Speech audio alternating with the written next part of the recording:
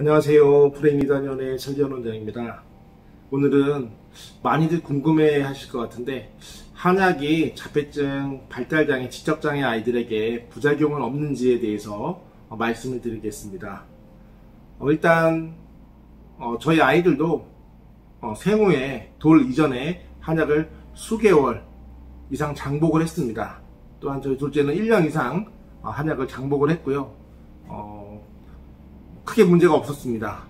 왜냐면은 그런 약초들이 문제를 일으킬 정도로 크게 아이들에게 그러한 영향을 미칠 만한 약초들이 아니기 때문이죠. 그만큼 안전하고, 때로는 임신 중에 먹어도 상당히 안전할 정도로 그러한 약재들을 이제 아이들에게 사용을 합니다.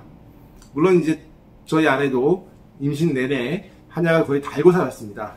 임신 유지가 잘 안 되었기 때문에 한약이 없었으면 아이들이 아마 태어나기 어려웠을 것입니다. 그래서 아이들은 이제 태내에서도 한약을 복용했었고, 태어나자마자도 한약을 복용하고, 돌이 지나서도 복용을 했던 아이들이 있었습니다. 그렇게 해서 아이들이 그 조기에 돌 이전부터 한약을 복용해서 아이의 운동 발달, 언어 발달, 인지 발달을 누구보다도 사실 제가 이 일을 하다 보니까 가장 빠른 시기에 아이를 치료할 수 있었습니다. 그래서 현재는 한약을 복용하지 않고 스스로 잘 크고 있습니다. 그러기에 한약이 누구보다도 안전한지 저희 아이들을 통해서, 쌍둥이를 통해서 제가 경험을 해봤고, 안전한 것에 대해서 제가 역시 자부할 수가 있을 것 같습니다. 그렇다면 한약이 부작용이 전혀 없나요? 그렇지는 않습니다. 모든 약들은 부작용이 있게 마련입니다. 예를 들어 차가운 약들을 먹었을 때는 소화가 안 되고 또는 설사를 할 수 있습니다. 그것이 부작용인 것이죠. 다만 그 약을 중단하면은 금방 꺼집니다. 이것이 지속적으로 문제가 크게 되지가 않습니다. 때로는 더운 약을 쓰게 됐을 때는 예를 들어서 더위를 많이 타는 아이가 더운 약을 쓰게 되면 덥고 답답하고 좀 예민해지고 짜증스러워질 것입니다. 그것이 부작용이 되는 것이고, 그 약을 중단하면 역시 그러한 증상은 금방 사그라들고 없어지게 되고요. 때로는 반대 약을 쓰면 바로 즉시 그 증상이 없어질 수 있습니다. 약에서는 방향이 있고 목표가 있고 치료하고자 하는 어떤 특별한 성분이 있기 때문에 그러한 목표에 맞지 않았을 때 생기는 부작용들은 소화불량, 식욕 저하, 설사, 이러한 증상들이 생길 수 있고, 때로는 인위적으로 독소를 빼기 위해서 설사를 하는 경우에는 그게 부작용이라 하기는 뭐하고, 다만 치료 과정에서 생기는 넘어가야 될 어떤 산이라고 보실 수도 있을 것입니다.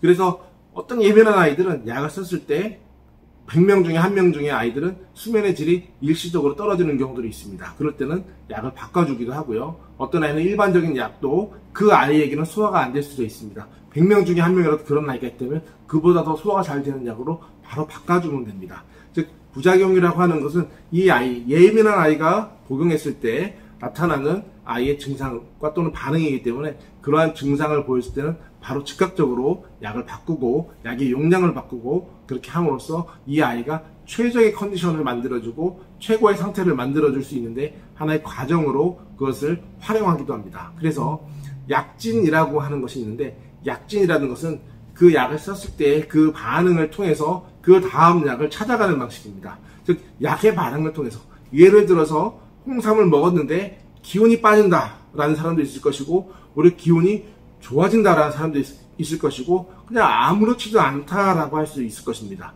분명히 홍삼은 기운은 나는 약인데 왜 먹는 사람에 따라 반응이 다를까? 약이 다른 걸까? 사람이 다른 것일까? 당연히 사람이 다른 거죠. 그죠? 약은 똑같은데, 약은 거짓말하지 않지 않겠습니까? 근데 어떤 사람은 기운이 납니다. 홍삼의 목적대로. 그런 경우에는 홍삼을 그대로 쓸 수도 있고, 홍삼보다 좀 더 기운이 나게 해주는 약으로서 더 원하는 목표에 도달할 수도 있게 할 수 있을 것입니다. 반대로 홍삼을 먹었는데 기운이 빠지는 사람도 있습니다. 그럼 홍삼이 이상한 것일까요? 그 사람이 이상한 것일까요? 예, 둘 다 아닙니다. 그냥 그 약이 나랑 안 맞는 것일 뿐입니다.